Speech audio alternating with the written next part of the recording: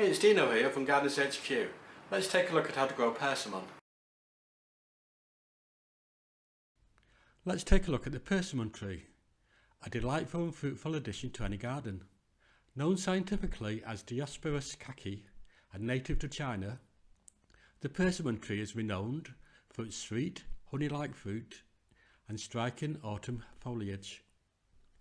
This tree can grow from 15 to 60 feet tall and offers not just delicious fruit, but also provides a beautiful visual display.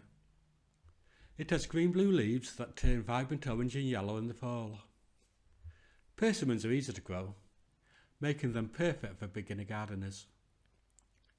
They thrive in USDA zones 4 to 9 and are considered H4 for hardiness by the RHS. These trees prefer full sunlight. They enjoy nutrient-rich soil that has good drainage. Plant them in spring, ensuring the soil is deeply watered. Use bark chips to help retain moisture. A fascinating aspect of persimmons is their rich history and cultural significance. Originating in China, they then spread to Korea and Japan, and many new cultivars were developed.